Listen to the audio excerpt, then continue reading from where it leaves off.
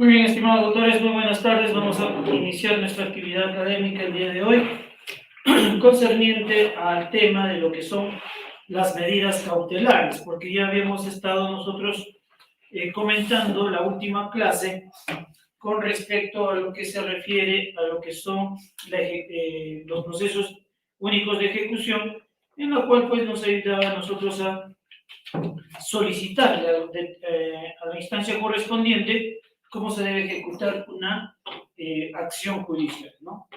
En esta oportunidad vamos a compartir con ustedes concerniente al tema relacionado a lo que se refiere las medidas cautelares. Muy bien. Vamos a empezar entonces. ¿Se visualiza bien, ¿no, doctores? Sí, doctor. Correcto, sé que tienen en su plataforma, pero de todas maneras voy a habilitar, ahora sí, para que puedan también visualizar los otros estudiantes. Muy bien, doctores. Como resultado de esta parte académica, ustedes van a tener en esta oportunidad, en esta sesión, a entender claramente qué son los procesos o medidas cautelares, más conocido como la tutela cautelar, ¿no? Entonces, en esta sesión vamos a ir conociendo cuáles son los presupuestos, los requisitos fundamentales, en razón de que el abogado, ¿no? ¿Cómo puede plantear una medida cautelar? ¿Cuáles serán las razones jurídicas, ¿no? Para poder nosotros entender qué es una tutela cautelar. Pero para ingresar a este punto, volvamos a recordar algo importante, ¿no? Es importante recordar lo siguiente. Nosotros como abogados debemos entender de que vamos a proteger dos elementos jurídicos o presupuestos jurídicos en la cual está regulada en la Constitución, ¿no? En el artículo específicamente 139, inciso, ¿no? 3. ¿Alguien me puede comentar sobre este artículo? ¿Alguien me puede decir qué significa? ¿Qué es? ¿Por qué hablamos de este tema? A ver, necesito que participen porque la clase es práctica. A ver, ¿quién me dice? ¿Qué entendemos por el artículo 139, inciso 3? Y son dos presupuestos o principios jurídicos constitucionales también conocidos que nos van a ayudar a entender la tutela cautelar. Si no entiendo cuál es el paso del derecho, entonces tampoco voy a entender. ¿Y cuándo planteo una medida cautelar, no? ¿En qué procesos necesito plantear una medida cautelar? ¿Por qué requisito plantear una medida cautelar antes o durante el proceso? Entonces, el artículo 139 de nuestra Constitución nos va a hablar de dos presupuestos, de dos principios fundamentales o de dos derechos constitucionales. ¿Cuál es el primero? Observancia del debido proceso. Muy bien, el debido proceso. Pero, doctores, hay que entender esto con mucho detenimiento jurídico. Dice, el debido proceso. Muy bien. Cuando vamos a hablar de la tutela cautelar, nosotros debemos entender que vamos a proteger y debemos respetar como abogados, ¿qué cosa? El debido proceso. Pero el debido proceso es reconocida constitucionalmente y también dentro del Código Procesal Civil, donde nos va a dar a conocer qué pasos debo ejecutar para cumplir ese debido proceso. No vaya a ser que ahí no he cumplido el debido proceso, entonces la otra parte podría plantear nulidad procesal, nulidad de actos procesales. Entonces, para evitar eso, necesitamos tanto los sujetos procesales que están identificados como el magistrado o juez, ¿no? El demandante y el demandado, se debe cumplir este debido proceso. En otras palabras, podríamos señalar que son los pasos que en el derecho procesal nos ayudan a entender.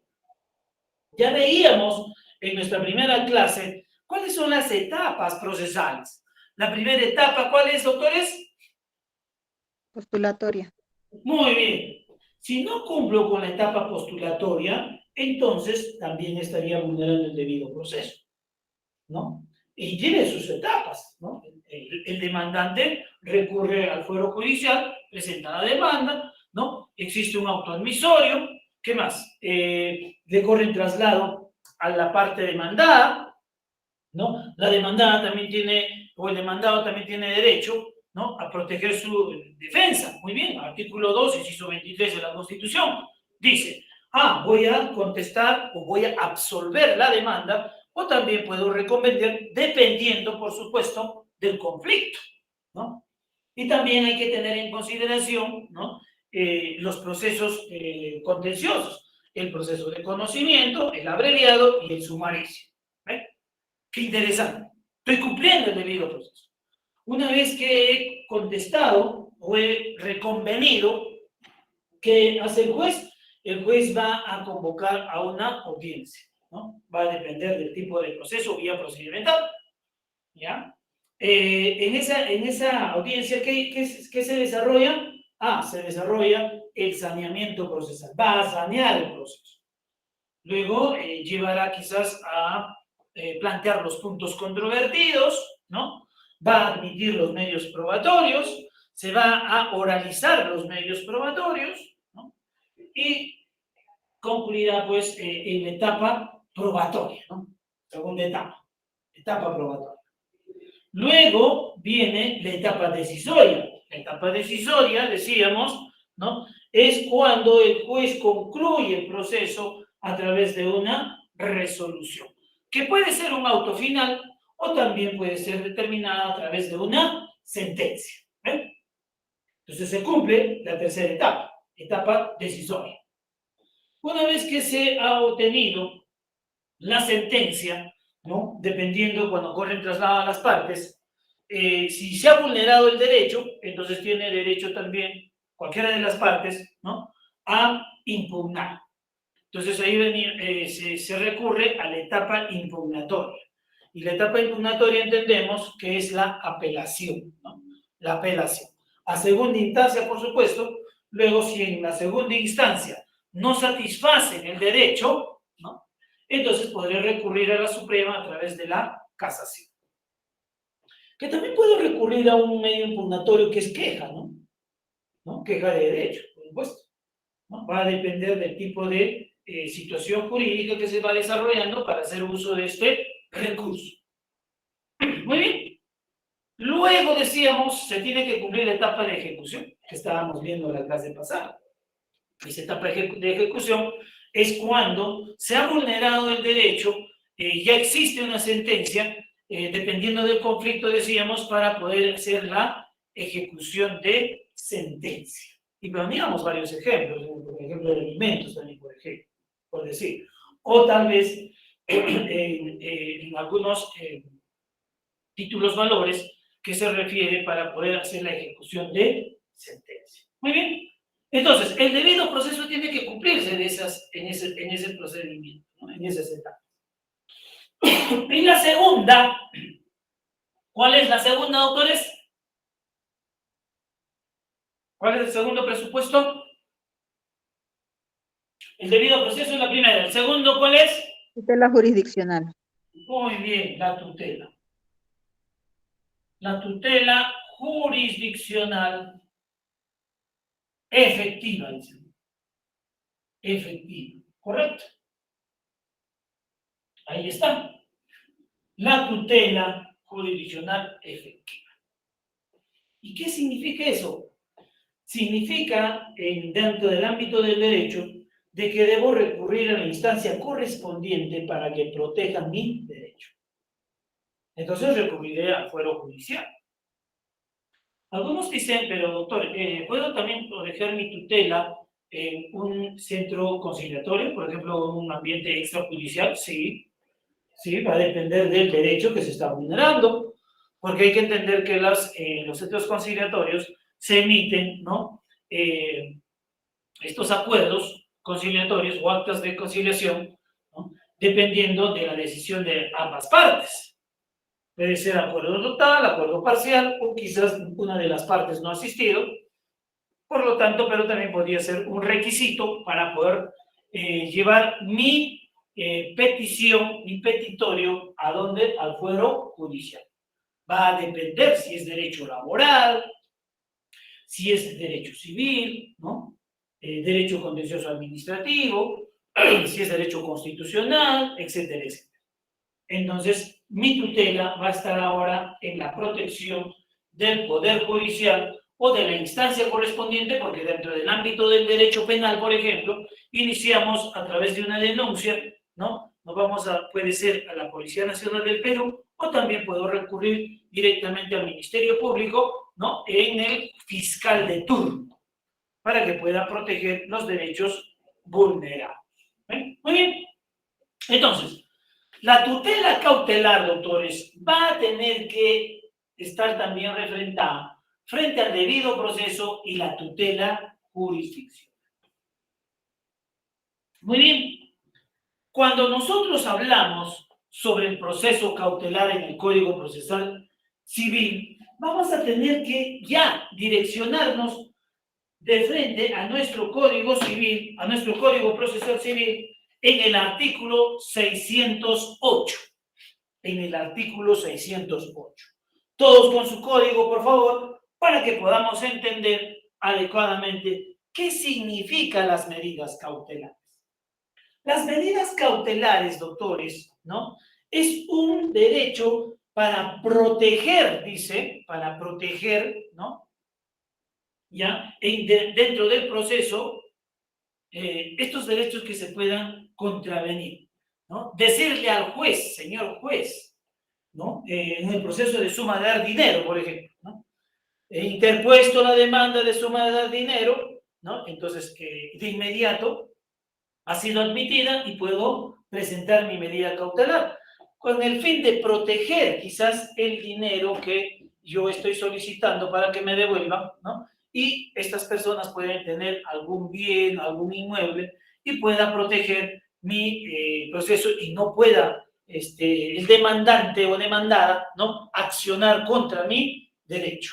Entonces, esta medida cautelar va a proteger, como se dice, mis derechos. Pero en el artículo 608 nos va a hablar sobre la competencia que tiene el juez y la oportunidad y cuál es su finalidad que tiene esta medida cautelar. Entonces me gustaría que alguno de ustedes pueda leer, por favor, para que podamos entender concretamente e interpretar, analizar cómo debo ejecutar, cómo debo realizar, cómo puedo plantear una medida cautelar, cuáles son los requisitos, etcétera, etcétera, ¿no? Entonces eso lo vamos a ir viendo también a través de un ejemplo. Muy bien. A ver, ¿alguien podría apoyarme a leer el artículo 608, por favor?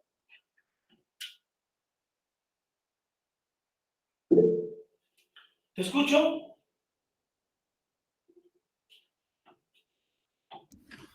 Doctor, ¿me escucha? Sí, le escucho, doctorita. Ya, doctor, Doctora Luz, puede... Sí, doctor, ¿me está escuchando? Es que se ha desaparecido mi artículo. Continúa, no. Ay, ay, ay. Ya, artículo 608. Juez competente, oportunidad y finalidad. El juez competente para dictar medidas cautelares es aquel que se encuentra habilitado para conocer de las pretensiones de la demanda. El juez puede, a pedido de parte, dictar medida cautelar antes de iniciado el proceso o dentro de este, salvo disposición distinta establecida en el presente código. Todas las medidas cautelares fuera de proceso destinadas a asegurar la eficacia de una misma pretensión Muy deben bien. solicitarse ante el mismo juez bajo sanción de nulidad de las resoluciones cautelares dictadas. El solicitante debe expresar claramente la pretensión a demandar, La medida cautelar tiene por finalidad garantizar el cumplimiento de la decisión definitiva. Correcto. Dice que la medida cautelar yo tengo que presentar al juez competente. Entonces va a depender ahora de cómo planteo mi medida cautelar, que puede ser en dos presupuestos o en dos elementos o dos características. La primera es fuera del proceso. ¿Cuándo se da eso, doctor? Ah, muy bien. Dice, yo tengo que preparar una demanda de suma de dar dinero. ¿Sí? ¿Ya? Entonces, antes de plantear la demanda, ¿no? Emito mi medida cautelar. ¿Con qué fin? ¿Cuál es la finalidad? La finalidad es de proteger mi derecho en una decisión judicial posterior. Entonces, dice, fuera del proceso, yo puedo plantear mi medida cautelar.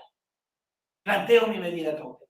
Pero la norma regula y dice, señor abogado, señora abogada, usted ha planteado medida cautelar fuera del proceso, ¿no? O alguien le dice antes del proceso. Entonces, pero tienes 10 días para que ustedes planteen la demanda. Ese es el requisito indispensable. Pero, doctor, yo presento al juez civil mi medida cautelar, al primer juzgado civil mi medida cautelar. Tengo 10 días para plantear, porque estoy fuera todavía del proceso, para plantear mi demanda. Entonces, esta demanda también debo plantear al mismo juzgado que está, ¿no? Evaluando mi medida cautelar. ¿Sí? Mi demanda. Eso es fuera del proceso. Entonces, mi demanda voy a tener 10 días para plantearlas. Esa es la primera característica, que puede ser antes o fuera del proceso, dice la normatividad. También tengo el derecho de plantear mi medida cautelar dentro del proceso. ¿Qué significa eso? Significa que planteo, supongamos el día de hoy, mi demanda, ¿no? Mientras va calificando el juez, ¿no? Puede admitirla, le corre traslado a la otra parte, ¿sí? Y de inmediato planteo mi medida cautelar. ¿Cuál es la finalidad? Dice. La finalidad dice que tiene para garantizar, dice, ¿no? Y cumplir una decisión final. Eso dice el artículo 208. Entonces, eso hay que tener, ese parámetro legal. Entonces, yo puedo plantear, de acuerdo al debido proceso y tutela jurisdiccional, fuera del proceso o dentro del proceso. ¿Está claro? O sea, mi medida cautelar va a tener sus requisitos. Ahora sí vamos a ver los requisitos, ¿no? Vámonos al artículo 210. Vámonos al artículo 210. ¿Quién me apoya? ¿Cuáles son los requisitos?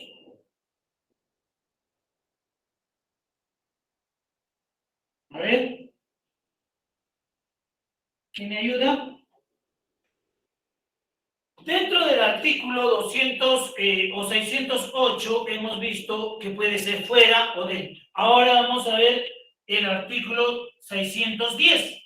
¿Cuáles son los requisitos que debe cumplir, ¿no? Una medida cautelar? Si ustedes leen ahora este artículo 610, perdón, nos va a hablar netamente, ¿no? Dice, requisitos de solicitud. Y alguien me dirá, doctor, aquí dice solicitud, no dice escrito, no dice demanda de medida cautelar. Entonces, ¿cómo entendemos eso, doctor? Ya. Es que la legislación, nuestros legisladores, ¿no? Hay que entender que también han hecho copia fiel de otros códigos civiles, específicamente del Código Civil italiano. Entonces, no se habían percatado en lo que se refiere a la palabra jurídica solicitud. Pero entendiéndonos nosotros como abogados, ¿no? Entendemos como un escrito o como una demanda de medida cautelar. ¿Ya? Esa solicitud es entendible como el complemento que decíamos en la clase anterior. Para una demanda, ¿cuáles son los requisitos? ¿Quién me dice? ¿Qué artículos deben contemplarse del Código Procesal Civil? ¿Cuáles son? A ver. 424, 425. Muy bien, la 424, la 425 del Código Procesal Civil, ¿verdad? Asimismo, el artículo 130, pero teniendo también en consideración, doctores, la 426 que me pueden declarar inadmisible o también la 427 que me pueden declarar improcedente. ¿Muy bien? Este artículo 610 del Código Procesal Civil también tiene que tener concordancia con el artículo 424 y 425 del Código Procesal Civil. ¿Por qué, doctores? Porque son los requisitos que va a calificar, ¿no?, el secretario judicial o el juez para que se pueda, ¿no?, declarar fundada nuestra medida cautelar. Muy bien. En el artículo 610 nos dice, inciso 1, que debemos considerar exponer los fundamentos de su pretensión cautelar. Ya. En la diapositiva ustedes van a encontrar ahí los procesos cautelares, las medidas cautelares, ya hemos visto el juez competente, ¿no? Y estamos en los requisitos de la solicitud. ¿Qué artículo es para los requisitos? ¿Qué artículo es? 610. 610. Pero también tiene que tener en concordancia con qué artículos.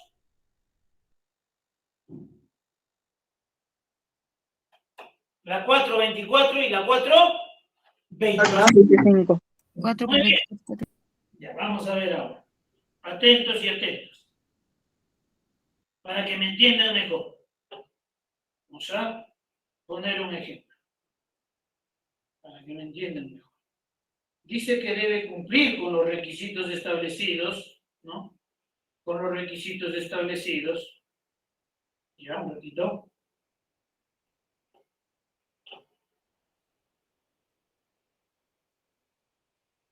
Vamos a ver.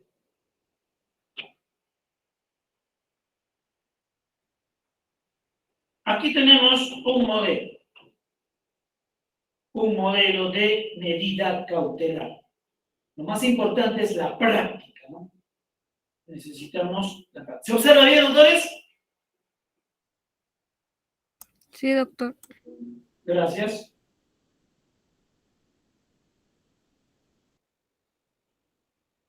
Muy bien. Entonces, estos requisitos están contemplados, dice, de acuerdo a lo que señala, ¿no?, nuestra legislación, especial el Código Procesal Civil. ¿Qué requisito debe contemplarse? Ahí bien. Si nosotros observamos nuestro ejemplo, vamos a ir al artículo 610, dice que debes exponer los fundamentos de su pretensión cautelar. Ahí un momentito, nos vamos a calmar un rato, ¿no? Le voy a poner un poquito más de visualización. Eso está en... ¿Cómo se observa bien?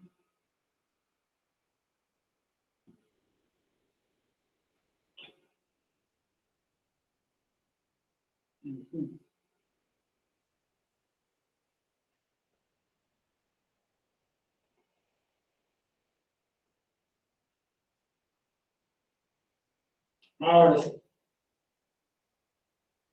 Listo. Ahora sí se observa, ¿verdad? Muy bien, doctores. Cuando nosotros vamos a plantear una medida cautelar, hay que entender de que es nuevo, pues, ¿no? De repente voy a plantear fuera del proceso, ¿sí o no? Si planteo fuera del proceso, no sé qué número de expediente es.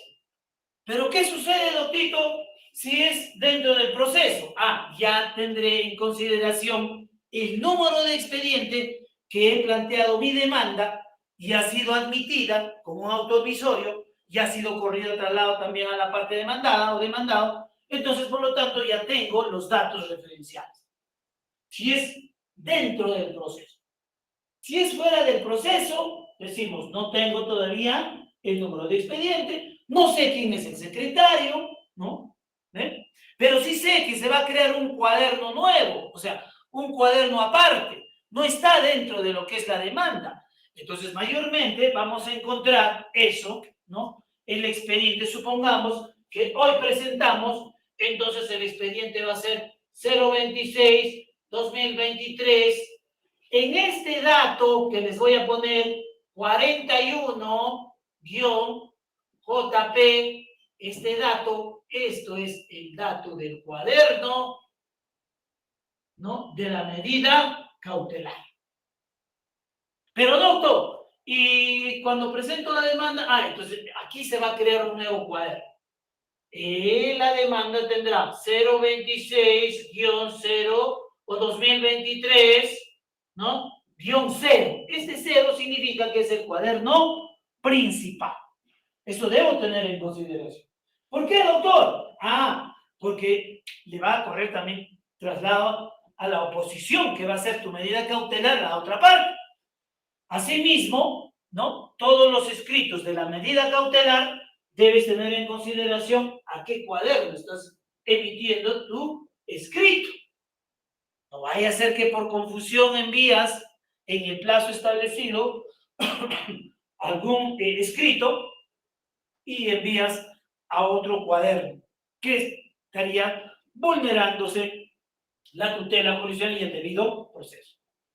El escrito número 1 y la mía, concreto, ustedes ya han aprendido, es en el curso de Derecho Procesal, que debe ser, dice, directo, concreto, que se entienda, ¿no? Entendible. Por eso decimos medida cautelar. ¿Puedo ponerle eso, doctor? Sí. ¿Puedo poner medida cautelar de ejecución, medida de ejecución forzada, de inscripción, etcétera, etcétera, de acuerdo a la necesidad? Sí, doctor, sí. Sí, vamos a ver otro ejemplo también. Aquí, doctores, estoy cumpliendo el artículo 424 y 425 que está regulado en el Código Procesal Civil. ¿Ya? Entonces es requisito, no solamente me tengo que ceñir al artículo 610, porque no vaya a ser que por ahí alguien, ¿no? Solamente elabora su medida cautelar contemplada en el artículo 610, no es así. También se tiene que concordar con el artículo 424, 425, 130 de nuestro Código Procesal Civil. ¿Qué más? Debo consignar, dice, ¿no? El nombre del juzgado a quien es competente, ¿no? ¿Quién es competente? Entonces, puede ser el juzgado para el letrado, ¿no? Puede ser el juzgado civil, puede ser el juzgado laboral también. Hay que entender que las medidas cautelares, doctores, no solamente son exclusivos del derecho civil, ¿ya? Eso hay que entender, por favor. Sino también las medidas cautelares están dentro del derecho administrativo, están dentro del derecho penal, están dentro del derecho laboral. Entonces, pero está regulada con el Código Procesal Civil. ¿Ya? Es importante eso. Por eso que debemos estar atentos cómo preparo una medida cautelar y va a depender de la necesidad, ¿no? En qué rama del derecho yo pueda plantear mi medida cautelar, porque hay que entender que también las medidas cautelares, ¿no? Lo ejecutan y realizan, por ejemplo, el SAT, ¿no?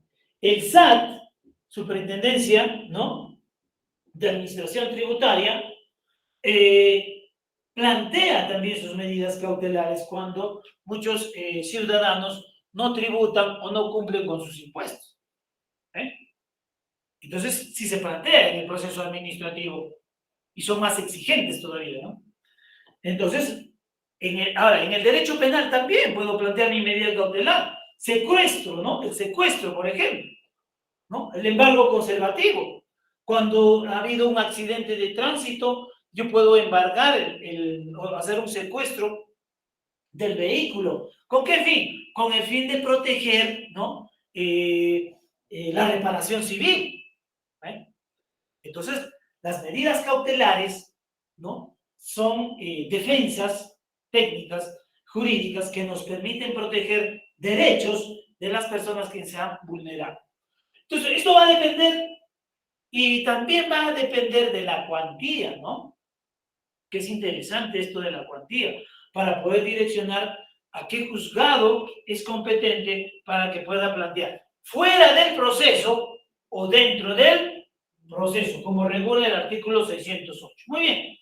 Los datos, ¿de quién? De la persona del demandante, ¿no? Los datos específicamente. Puede ser una empresa en este caso, identificado con ROC número tal, debidamente representado por su gerente, ¿no? Con el domicilio real, ¿ya? Hay que señalar adecuadamente el domicilio, ¿no? Y también hay que consignar ahora lo que se estipula el domicilio procesal con la casilla electrónica, que es importante para que te puedan correr traslado o notificarte a tu casilla electrónica como abogado, ¿no? Y puedas tener la legitimidad en lo que es el debido proceso y la tutela jurisdiccional. Ante usted, ¿no? Me presento. Esto se llama exordio. ¿Cómo se llama eso? El exordio. ¿Y dónde encuentro eso, doctor, regulado? Ah, en el artículo 424. ¿Ven? Ahí está. Ese es el exordio. Es necesario, ¿sí? Es necesario. Porque le da la exquisitez a nuestra demanda, a nuestro escrito. Luego vendrá el petitorio. Entonces aquí todavía dice exponer los fundamentos de su pretensión cautelar, señalar la forma de esta, indicar si fuera el caso los bienes sobre los que debe recaer la medida, vamos a ir viendo, ofrecer contracautela y designar el órgano de auxilio judicial. Vamos a especificar cada uno de ellos. Muy bien. Entonces vendrá mi petitorio. En este ejemplo, ¿no? En este ejemplo, vamos a entender el petitorio, donde voy a fundamentar de la siguiente manera. Y voy a decir que formulo solicitud. ¿Dónde está regulado ese término jurídico, autores? ¿En qué artículo? ¿En qué artículo? 110, doctor. 610, gracias, doctorita. Entonces dice solicitud. ¿Por qué, pues? Porque en el artículo 610, requisito de la solicitud, dice. ¿Qué estoy interponiendo? Una medida cautelar. Entonces diré que formulo solicitud de medida cautelar. Ahí está. A efectos de aseguramiento de futuro de ejecución forzada. Ah, entonces yo voy a asegurar a futuro esta ejecución forzada, porque seguro que deben dinero, ¿no? Debe ser del banco. Muy bien. En contra, identificado con ROC, ¿no? De una empresa puede ser, con domicilio tal, a fin de que se trabe, ¿no? Embargo en forma de inscripción sobre el vehículo, ¿no? Sobre el vehículo de propiedad del emplazado de placa número tal, hasta por la suma de 29.000 soles, ¿no? Bueno, se ha vuelto a confundir. Del año 2022, vehículo inscrito en la ficha número tanto de registros de propiedad vehicular en la oficina registral de la ciudad de Lima y Callao. ¿Mi petitorio puedo modificarla, doctor? Sí, porque puede depender no solamente un embargo en forma de inscripción, sino puede ser también un secuestro. Eso va a depender, ¿no?, de cuál es la forma de proteger mi derecho a través de la medida cautelar. Mi petitorio puede modificarse, sí, puede ser también en el tema de alimentos, puede ser quizás en el planteamiento de un divorcio, ¿no? Porque voy a proteger mis propiedades, porque no vaya a ser que por ahí hayan adquirido, supongamos, los cónyuges, porque la mayoría han contraído matrimonio, ¿no? Y uno de ellos tiene en su DNI, ¿no?, la palabra soltero todavía. Y eso también es interesante recordar. ¿Qué pasa en el tema de divorcio? En el tema de divorcio. ¿En dónde está regulada? En el artículo 333 del Código Civil y sus 13 causales, ¿no? Iniciando de la primera, que es el adulterio, etcétera, etcétera, ¿no? Muy bien. Pero muchos han contraído matrimonio Claro, en su DNI estaba regulada, pues, soltero. Contrae matrimonio, le da pereza, pues, ir a regular y modificar, ¿no? Esa decisión que ha tomado y ahora es casado. Debería estar, pues, determinada su estado civil como casado. Pero muchos tienen, pues, en su DNI, ¿no? Soltero. Esto ha contraído, ha llevado también a algunos casos, ¿no? En el derecho civil a, por ejemplo, si alguien tiene su DNI con el estado todavía de soltero, siendo casado, ellos pueden permitirle adquirir propiedades, bienes, a nombre solamente de uno de los cónyuges. Entonces, eso hace de que las sociedades gananciales, ¿no? Se puede ver incrementado. Existe la separación de cuerpos, de hecho, y por lo tanto, como tiene su DNI con soltero, también puede hacer préstamo en el banco. ¿Sí o no? ¿Ve? Pero bueno, en el banco todavía te observan y te dicen, pero ¿y quién es la fulana tal, no? Si eres varón. Y si eres mujer, ¿quién es el fulano tal? Te preguntan. Entonces, se puede realizar actos jurídicos con el DNI todavía regulado como estado civil soltero. Pues si estoy casado, he adquirido bienes, he adquirido propiedades. Ahí viene el conflicto jurídico. Y ese conflicto jurídico va a tener que plantearse a través de las medidas cautelares.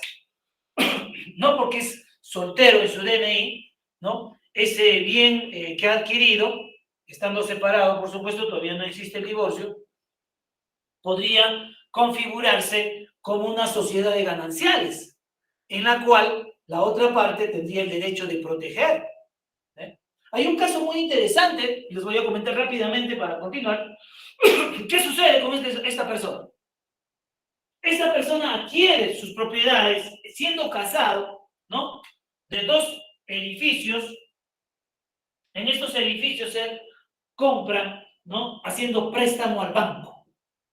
Claro, el banco le otorga porque su DNI estaba como soltero, adquiere los dos edificios, ¿no? Y ahí llega un momento de crisis económica y no puede pagar, ¿no? No puede pagar su préstamo al banco, su préstamo hipotecario.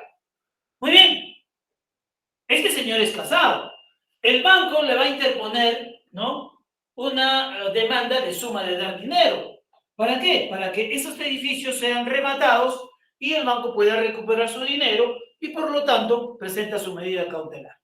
Hay que entender que estas propiedades que ha adquirido esta persona siendo casado y en su DNI soltero, ¿no? Están registradas e inscritas en el registro de la SUNAT. ¿Ven? Registro de propiedades. Muy bien. ¿Ya? Entonces, empieza el proceso. Entonces, este sujeto va a perder estos edificios, porque el banco presume que él es soltero y está a nombre del registro de la partida electrónica de la SUNAT, y por lo tanto el banco dice, muy bien, voy a rematar estos dos edificios. Pero ustedes saben que existe el derecho a la defensa. En el artículo 2, inciso 23 de nuestra Constitución, y no solamente ello, también en el artículo 139, inciso 11 de nuestra Constitución, que dice que tienes derecho a la legítima defensa. Entonces este señor se consigue el abogado y le dice, doctor, me quieren embargar, me quieren rematar mi propiedad. Pero ¿sabe qué, doctor? Te cuenta, ¿no? He comprado esta propiedad, ¿ya? Soy casado, aquí está mi acta de matrimonio, pero en mi DNI dice soltero. Y mi DNI pues tiene legalidad jurídica y accionado. Muy bien. Entonces el abogado le dirá, hay una solución. ¿Por qué, doctor? Me dice, hay una solución. ¿Qué podemos hacer? Muy bien. Como él es casado, vamos ahora inmediatamente a una notaría, ¿no? ¿Ya? A una notaría. Ojo que el banco también ya va a presentar su medida cautelar, ¿no? Para embargar, ¿no? ¿Ya? Y le dice, muy bien, vamos a la notaría y le vamos a hacer registrar a tu cónyuge, porque eres casado, y tu cónyuge tiene derecho a tus sociedades gananciales. ¿Verdad, doctor? Por supuesto. Y tendremos que solicitar, en 3 días estará inscrita esa propiedad a nombre también de tu cónyuge. Ahora viene un conflicto jurídico. ¿El banco había planteado, sí o no? Había planteado para que pueda, supongamos que ha presentado su medida cautelar, está inscrita. Pero ojo, no contaba que apareció una cónyuge, ¿sí? Ya está registrada también ahora ella. Y la ley dice, muy bien, ya no le va a embargar el 100% de la propiedad. ¿Por qué, doctor? ¿Por qué? Porque ya es una sociedad ganancial y la ley de las sociedades gananciales dice bien claro que cuando tú tienes tu cónyuge, a cada uno le corresponde el 50%. Se crea un conflicto jurídico, ¿no? ¿Por qué? Porque ya el banco no va a poder rematar estas propiedades al 100%, sino va a tener que solamente regirse al 50% que le corresponde a uno de los cónyuges. ¿Listo? Entonces, ¿tiene sus consecuencias al ejecutar algunas acciones cuando eres casado y tienes el DNI de soltero? Por supuesto que sí. ¿Ya? Y así podríamos comentar otros casos. Lo más importante es que nos demos cuenta cómo se puede sacar, proteger los derechos, ¿no?, en determinadas situaciones cuando existe este tipo de conflictos. ¿Hay alguna consulta hasta ahí? Sí, doctor, buenas tardes. Les saluda Juan Samanés. Doctor, ¿lo mismo aplica para la unión de hecho o solo es en caso de matrimonio? Excelente, gracias por tu pregunta. En la unión de hecho, doctores, la sociedad de gananciales dice bien claro, la misma Constitución, artículo 5, para que se configure que la unión de hecho es legal, tiene que estar registrada en una notaría, ¿no?, tener el plazo de 2 años, o debe estar registrada en la SUNAT, ¿ya? Pero, ¿qué sucede si no están inscritas, pues, doctores? También hay una solución, pues, doctores, ¿no? Para el derecho todo se puede solucionar siempre y cuando se fundamenta jurídicamente y está dentro del parámetro legal. Sí, yo puedo ir a una demanda al Poder Judicial solicitando, ¿no?, que se declare fundada mi pedido de la unión de hecho, para proteger mis propiedades. De esa manera podría proteger mi derecho. Pero ¿qué sucede, doctor, si no está reconocido? Ahí sí, ya, lamentablemente, es difícil configurarla, como dice el doctor, cuando tu unión de hecho no está reconocido o reconocida. Esto está sucediendo constantemente, doctores, son casos prácticos. En la situación de que muchos ciudadanos peruanos, ¿no?, les gusta pues tener unión de hecho, ¿correcto? ¿Ya? Pero no lo has inscrito en alguna notaría, tampoco has registrado en registros públicos, por lo tanto no tienes esa legalidad jurídica. Y hay razones, hay causas, hay consecuencias. ¿Cuáles son? Muchos varones, específicamente los que trabajan en diferentes lugares, van viajando de un lugar a otro, etcétera, ¿no? Pues tienen pues parejas, ¿no?, en tal lugar y en tal lugar, qué sé yo, y a veces es casado con una de ellas, ¿no? ¿Y quién tendría mayor legalidad jurídica para accionar dentro de las sociedades gananciales y todos los temas que estamos viendo? Es pues la que es reconocida dentro del matrimonio. La persona que se le podría denominar como su cónyuge o su pareja momentánea no tendría el derecho. Y en el campo del derecho se llama pues eso al amante, ¿no? Dentro del campo jurídico. Entonces no tendría legalidad jurídica ni para solicitar alimentos, siempre y cuando le pasara algo, ¿no?, a su pareja, ya sea varón o mujer, ¿no? Porque existe, ha habido accidentes, han fallecido por el COVID, ¿no?, y se han enterado por ahí, y por ahí nacido pues un hijo extramatrimonial, etcétera, etcétera, y querían reclamar, por ejemplo, ¿no?, el pago de la AFP, su CTS de la persona, y no podían ¿Por qué? Porque lamentablemente ha sido engañada también esa persona. El fulano, el que paz descanse y de Dios goce, ¿no? Estaba pues casado con otra joven. Y así tenía derecho a solicitar su sucesión intestada en este caso. ¿Ya? En sucesión intestada también se puede presentar medidas cautelares. En la herencia también se puede presentar las medidas cautelares. ¿Está claro, Doquito, hasta ahí? Sí, doctor, muy claro, gracias. Excelente. Vamos a nuestro tema entonces. Volvamos al artículo 610. Dice, doctores, el inciso 1, exponer fundamentos de su pretensión cautelar. Entonces vamos a empezar con los fundamentos de hecho. ¿Ven? Fundamentos de hecho. Pero este artículo 610 no va a caminar solito. Ahora vamos a complementar el artículo 610, todos, todos y todas, con el artículo 611. ¿Y qué dice el artículo 611? ¿Quién lee? Vamos, doctores. ¿Vamos? Ya, doctor. Vamos, doctorita, te escucho. Artículo 611, contenido de la decisión cautelar. El juez, atendiendo a la naturaleza de la pretensión principal y a fin de lograr la eficacia de la decisión definitiva, dicta medida cautelar en forma solicitada o en la que considere adecuada, siempre que de lo expuesto y la prueba presentada que por el demandante aprecie. 1. La verosimilitud del derecho invocado. Ahí nomás. El 1.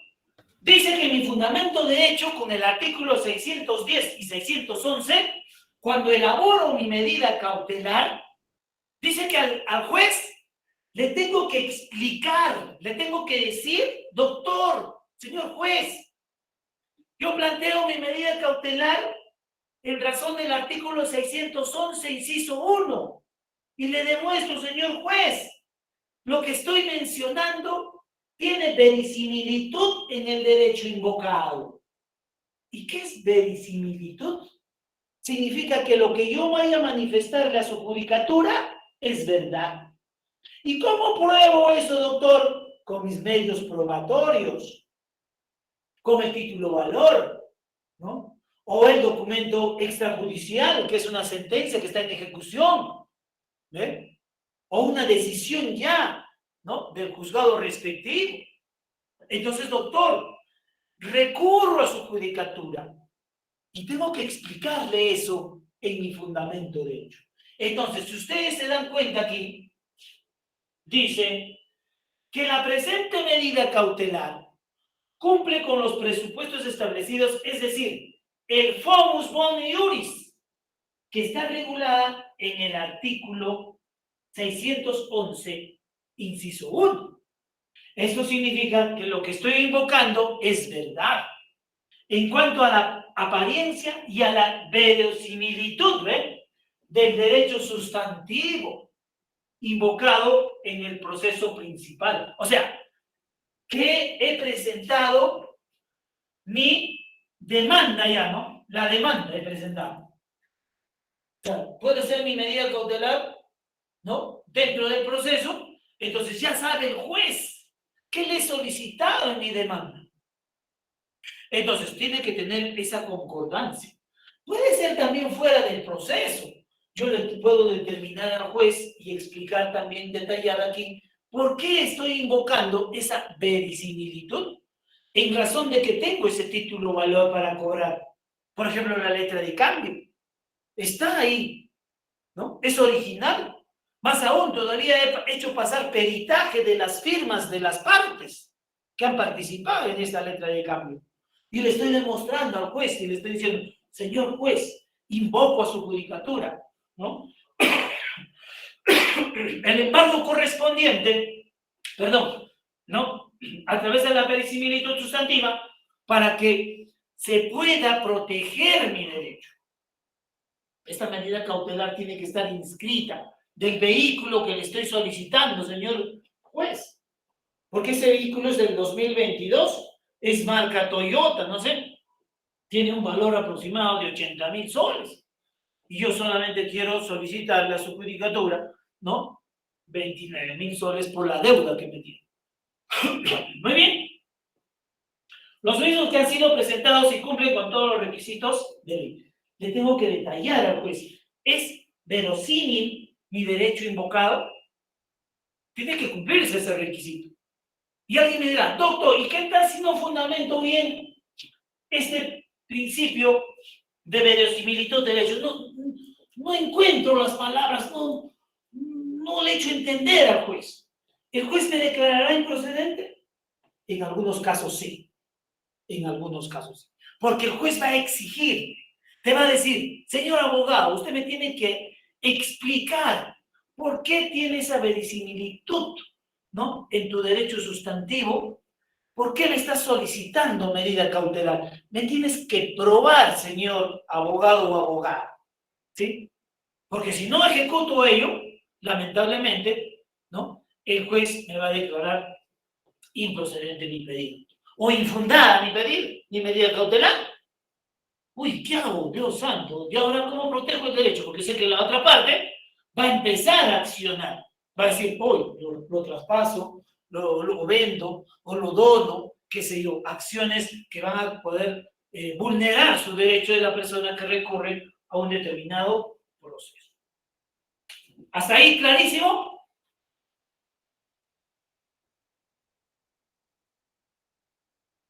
Doctores. Sí, doctor. Sí, Sí, doctor. claro, doctor, verle la veracidad de lo que se está exponiendo. Es lo más que hemos recatado más, ¿no? Muy bien. Vamos, doctorita, sigue el 611, inciso 2. 2. La necesidad de la emisión de una decisión preventiva por constituir peligro, la demora del proceso o por cualquier otra razón justificable. El segundo punto que te exige en tu escrito de medida cautelar el juez va a ser que tú le des la razón jurídica, el fundamento jurídico, la demora procesal. Eso es lo que dice el inciso 2. Peligro en la demora. Entonces yo le tengo que explicarle al juez y le diré que además la presente solicitud tiende a proteger el derecho sustantivo a fin de que el emplazado no haga disposición de patrimonio que garantice el crédito puesto a cobro, es decir, el probable peligro de no lograr hacer efectiva la tutela jurídica definitiva en que el recurrente aguarda y de la sentencia del proceso principal, lo que la doctrina denomina el periculum mora. ¿Ve? Le estoy aclarando al juez.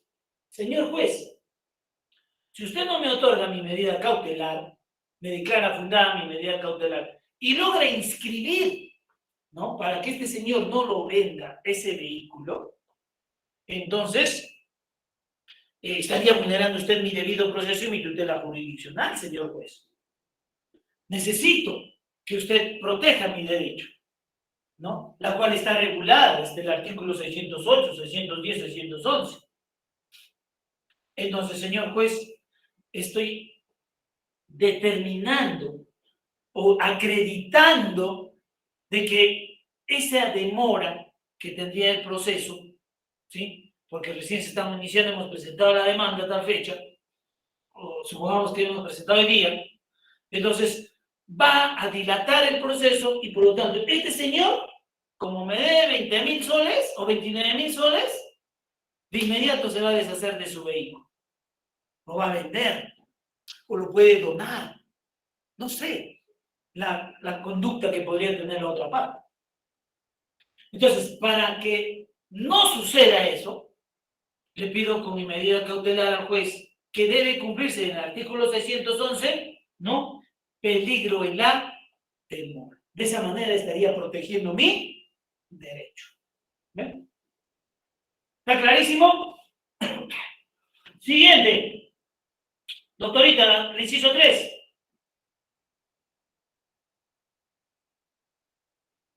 Ya, Doctora. doctor. Inciso 3. La razonabilidad ¿Me escucha, doctor? Doctor, doctor, Sí, ¿me sí, escucha? sí, por supuesto, continúa. Ah, ya, ok. 3. La razonabilidad de la medida para garantizar la eficacia de la pretensión.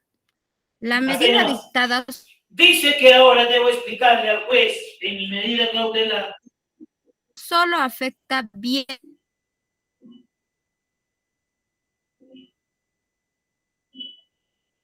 y No se escucha bien. bienes. Ah, ya, ok.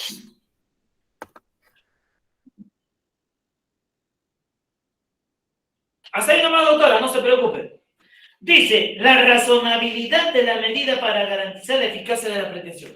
Si yo vuelvo al escrito, ¿cuánto es el monto que estamos solicitando? ¿Cuánto es el monto? Doctores, ¿cuánto es el monto que estamos solicitando? 20.000. ¿Cuánto? 29.000, doctor. Listo. Aquí, en este inciso 3, debo explicarle al juez por qué ese monto. ¿Por qué ese monto? Entonces yo debo decirle al juez, señor juez, yo voy a acreditar, ¿no? De que el señor me debe 29.000 soles, por lo tanto, no estaría afectando una razonabilidad, o sea, en otras palabras es que la razonabilidad se entiende de que el juez debe entender que el monto que estás peticionando para que se embargue o se inscriba, ¿no? En la partida electrónica de este vehículo, ¿no? Y se puede embargar, que sea razonable, ¿no? Supongamos que ya este vehículo ha recorrido no sé cuántos kilómetros y se ha depreciado, ¿no? Y su monto va también depreciándose. No porque es un vehículo del año pasado, todavía está vigente su costo o su precio, sino va depreciándose de acuerdo al uso que se le puede haber dado a este vehículo. Entonces, ¿qué se entiende con razonabilidad? Que cuando presentas o planteas tu medida cautelar, le tienes que hacer entender al juez, ¿no? En caso de que estuvieras tú dando una desproporción jurídica, va a ser afectado la otra parte. Yo no puedo fantasear con los costos, por ejemplo, ¿no? Yo no le puedo solicitar, ella me debe 50.000 soles, de acuerdo a la letra de cambio, ¿no? Pero ahora yo le voy a pedir 100.000 soles. No es así, no es así. Si no, tiene que existir la razonabilidad, tiene que haber proporcionalidad de acuerdo a lo que se va a embargar, se va a hacer el secuestro, se va a hacer la inscripción, etcétera. No puedo, ¿no?, manejar antojadizamente el derecho, protegiendo, por supuesto, mi derecho, pero también contraveniendo el derecho de la parte demandada. No puedo hacer eso. Entonces, el juez todo ello va a evaluar. Entonces, diremos en el tributo que además que para se asegure la parte emplazada un posible resarcimiento sobreviviente de la presente solicitud se cumple con el ofrecimiento de caución, respectivo como contracautela, que lo vamos a ver ahorita, ¿no? Que lo vamos a ver ahorita. Entonces, la razonabilidad, doctores, va a estar de acuerdo a la medida de garantizar la eficacia de la pretensión. Yo no puedo, doctores, ¿no? No puedo crearme, ¿no? ¿no? Vamos a especificar eso ahorita, ¿ya? No puedo crearme una fantasía en lo que se propone para poder desarrollar. Entonces, yo podría, ¿no?, consignar de la siguiente manera, ¿no? Esto sería el cuarto. ¿Ya? ¿Cuál? Yo puedo consignar así mismo, ¿no? ¿Ya? Vamos a ver. Cada amparo del artículo. ¿Qué artículo estamos viendo? 611, ¿no? Inciso 3, ¿no? En lo que se refiere al inciso, la razonabilidad, ¿no? La razonabilidad, ¿no? La razonabilidad está, ¿no? Configurada al monto de la deuda del préstamo según el medio probatorio adjunto a la demanda por la suma. ¿De cuánto es, doctores? 29.000 soles. ¿Ven? ¿Ok? Listo. Entonces aquí podría yo configurarle y decirle al juez, señor juez, estoy cumpliendo con el artículo 611, inciso 3. ¿Puedo regular, puede escribir de esa manera? Por supuesto que sí, porque me permite el derecho. Y estoy sustentándole al juez lo que está regulado en el artículo 611, los 3 presupuestos. El primero, la verosimilitud. ¿Es verdad lo que estoy expresándole al juez para que plantee la medida cautelar declare fundada? Asimismo, le estoy fundamentando al juez que si se demora el proceso puedo perder o la otra parte puede vender este vehículo y no recuperar mi dinero. Entonces le estoy advirtiendo al juez. Si usted, señor juez, me declara infundada o me declara improcedente mi medida cautelar, entonces usted ya verá, vamos a actuar también legalmente porque usted está haciendo o está aplicando la legalidad jurídica con parcialidad. Se presume que usted se está parcializando con el demandado o demandada. ¿Ve? Entonces yo le estoy fundamentando al juez. Muy bien. Este artículo 611 tiene que ver ahora con el cuarto fundamento que nosotros podemos plantearle al juez y decirle, ¿y qué pasa? Planteé mi medida cautelar. Estoy llevando el proceso de la demanda y la demanda me declara infundada. ¿Qué creen que va a pasar? Ya está, ¿no? Inscrita mi medida cautelar. Se ha embargado ese vehículo. Muy bien. Pero durante el proceso, como abogado no he fundamentado adecuadamente y el juez me declara infundada la medida cautelar de acuerdo a la legalidad jurídica se cae. Entonces, en protección a ello, nace que dentro de nuestra medida cautelar debemos nosotros, ¿no?, considerar, ¿no?, una contracautela. Eso está regulada en el artículo 613. Y en el artículo 613 está la contracautela y discrecionalidad del juez. ¿Y qué es la contracautela, doctores? La contracautela es proteger sus derechos del demandado o demandada cuando se plantea una medida cautelar. Porque no vaya a ser que mi medida cautelar le ocasione perjuicios, daños a la otra parte. Entonces, se requiere recurrir a una contracautela. ¿Pero qué dice este artículo? Este artículo nos va a decir, la contracautela tiene por objeto asegurar al afectado como una medida cautelar el resarcimiento de los daños y perjuicios que pueda causar su ejecución. Por eso les decía que si ustedes en el proceso, ¿no?, declaran pues infundada mi demanda, y como han declarado infundada mi demanda, le estoy ocasionando daños y perjuicios al demandado, ¿sí o no? ¿Qué dicen? ¿Sí o no? Por supuesto que sí. Claro, doctor. Entonces yo tengo que resarcirle, pues.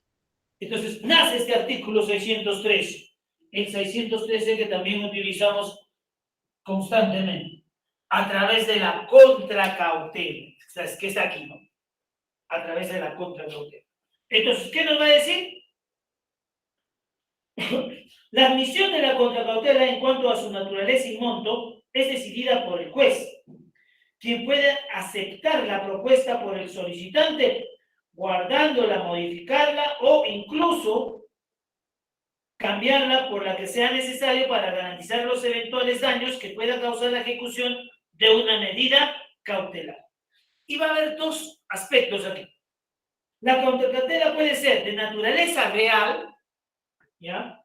O de naturaleza personal. O sea, yo le puedo ocasionar daños, supongamos, si he embargado una propiedad, no lo va a poder vender, ¿no? O le puede haber ocasionado también aspectos personales, como el daño moral, por ejemplo. O no ser que haya solicitado una medida cautelar, ¿no? De una propiedad que no le pertenece al demandado, pertenece a un tercero. Suele suceder, porque a veces hay muchos abogados que no investigan adecuadamente, ¿no? Oye, ¿de quién es esa propiedad? ¿No? Y de repente la propiedad es de sus padres, no es del demandado. Entonces, se ha dado algunos casos.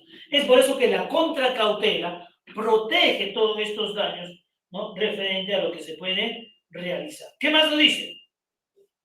Dentro de la segunda se incluye la caución juratoria. O sea, cuando es personal, yo le puedo decir al juez, como en este caso, ¿no? Dice, señor juez, yo no te ofrezco proteger sus daños de la otra parte con mi propiedad, por ejemplo, ¿no? Algo real. Yo puedo decir, bueno, voy a hipotecar mi propiedad, pues si es que en caso del señor pierdo, le he causado daño, entonces dejo pues mi propiedad, ¿no? O algunos bienes. Mientras que, eso es real, ¿no? Mientras que es personal, sería la decisión que yo pueda tomar, ir a un notario con una declaración notarial, ¿no? Montos dinerarios. ¿Cuánto le puedo yo resarcir el daño en caso, se presume, que le podría causar daño esta medida cautelar? ¿Ven? Dentro de la segunda se incluye la caución juratoria, la que puede ser admitida debidamente fundamentada, siempre que sea proporcional y eficaz. Esta forma de contracautela es ofrecida en el escrito que contiene la solicitud de medida cautelar. O sea, es como la que estoy planteando aquí. ¿Qué le estoy diciendo al juez? Señor juez, en caso que hubiese perjuicios o daños, ya, estoy cumpliendo el ofrecimiento de la caución respectiva, como contracautela. O sea, es un documento, como una declaración jurada, donde me comprometo resarcirle en un monto dinerario en caso de que se le pueda ocasionar algún daño a la parte demandada. ¿Qué más nos dice? Esta forma de contracautela es ofrecida en el escrito que contiene la solicitud de medida cautelar con legación de firma ante un secretario. Ahora, como yo le estoy solicitando al juez que voy a hacer una caución de contracautela, esta medida cautelar llega al juzgado respectivo y el secretario emite un decreto en la cual te cita para que tú puedas certificar con tu firma lo que estás mencionando en la caución respectiva. Entonces te cita, vas al juzgado respectivo para que firmes el documento y posteriormente sea utilizado, ¿no?, esta contracautela en favor de ¿quién? En favor del demandado o demandada. ¿Está claro hasta ahí? Siguiente. La contracautela de naturaleza real, ¿no?, porque ya hemos visto de naturaleza personal, que es mi decisión, se constituye con el mérito de la resolución judicial que le admite y recae sobre bienes, ¿ve?, de propiedad de quien lo ofrece. Yo le puedo decir al juez aquí, voy a ofrecer, ¿no?, de acuerdo al párrafo del artículo 613 de la contracautela, ¿no?, con mis bienes. ¿Ve? No sé, me puedo ofrecer, ¿no?, en caso de que pueda haber ocasione en el proceso daño, a través de mi medida cautelar, entonces el juez va a valorar eso. ¿Ya? El juez emite el oficio respectivo para su inscripción en el registro correspondiente, siempre y cuando yo pueda tener mis propiedades registradas, pues, ¿en dónde? En la SUNAT. En caso de ejecución de la contracautela, esta se actúa a pedido del interesado. ¿O qué pasa? Les decía, si me declaran infundada y he considerado en el fundamento que voy a hacer la caución respectiva. Muy bien. Significa de que la otra parte que ha sido perjudicada o le han dañado su derecho, tiene que recurrir, ¿no?, inmediatamente a hacer prevalecer su derecho de esta contracautela, para que inmediatamente el juez pueda, ¿no?, pronunciarse sobre este, ¿no?, petitorio, del daño que se le ha ocasionado. Ante el juez que disponga la medida y en el mismo cuaderno cautelar, el que resuelve lo conveniente previo traslado a la otra parte. Dice, se ha declarado infundada, le ha causado daño al demandado o demandada, por lo tanto tu medida cautelar, como habías planteado tu contracautela, entonces ahora tienes que resarcirle ese daño que se le ha ocasionado, ¿no?, que se le ha ocasionado. Cuando se admite la contracautela sometida a plazo, esta queda sin efecto, al igual que la medida cautelar. Si el peticionante no lo prorroga o ofrece otro de la misma naturaleza o eficacia, sin necesidad de requerimiento y dentro del tercer día de vencido el plazo. Muy bien, aquí vendría una pregunta, ¿no?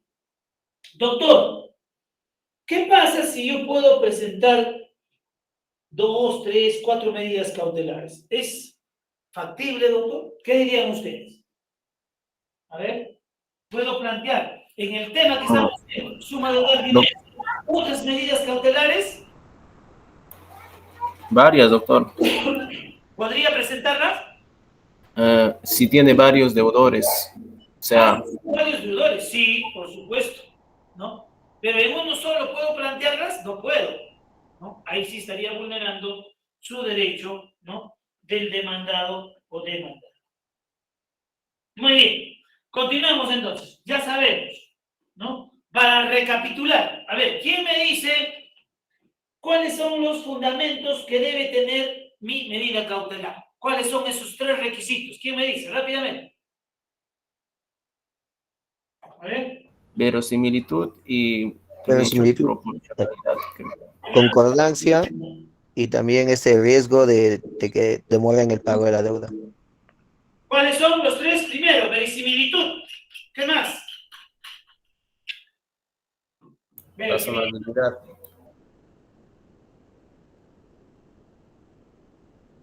Verosimilitud. ¿Qué más?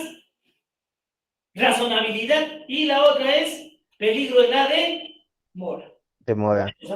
De esa manera debo fundamentar mi medida cautelar. Claro, muy bien, continuemos. Aquí están entonces los fundamentos de hecho, que yo puedo modificarla, puedo corregirla, no hay ningún inconveniente. ¿Ya? Y luego vienen mis fundamentos de derecho. Ahí está, ¿eh? Voy a ponerle color rojo para entender con mayor precisión. Listo. ¿Cuántos artículos hemos trabajado hoy día? En 606, en 608, 610, 611 y 613. ¿De qué trata el artículo 608? A ver, ¿quién me dice? Rápidamente, doctores, para avanzar. Artículo 608, ¿de qué trata?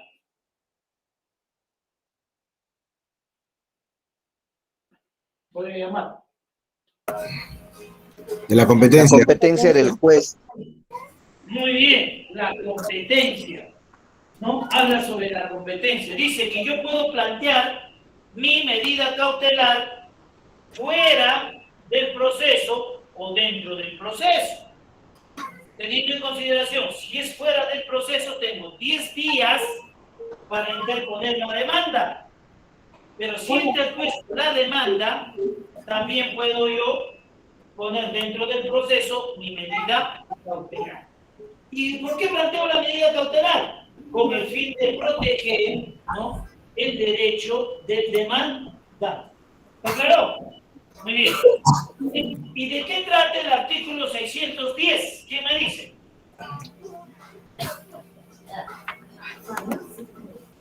Requisitos de la solicitud. De la forma, el esquema que debe tener, ¿qué cosa? La solicitud de la medida cautelar.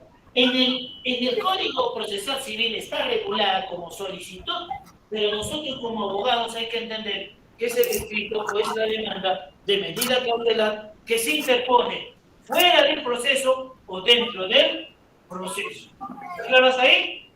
Y la 611, ¿de qué nos habla? La Contenido 611. de la decisión. ¿Cómo? Contenido de la decisión cautelar. La 611 sobre el contenido de la decisión cautelar. Primero, verosimilitud. Segundo, peligro en la demora.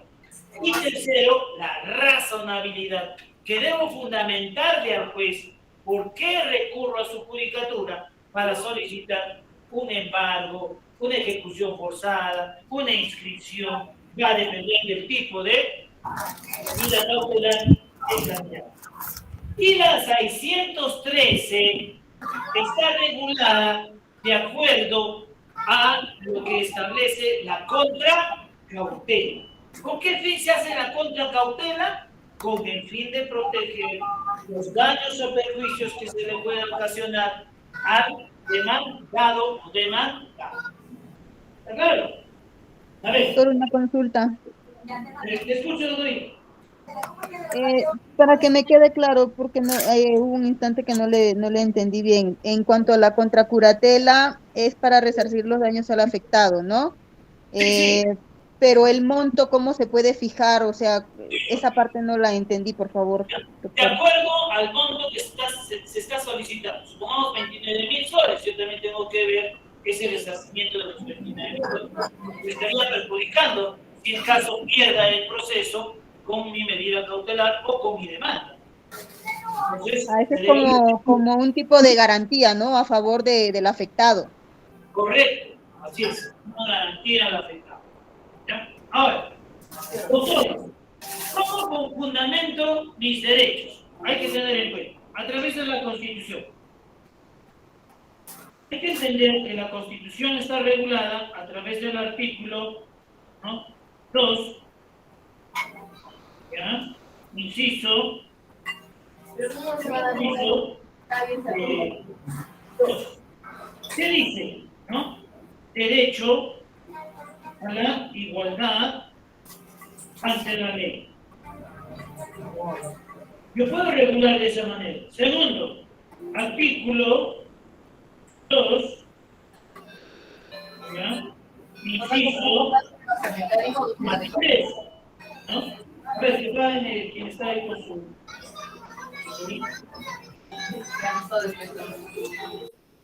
¿Ya? Ok.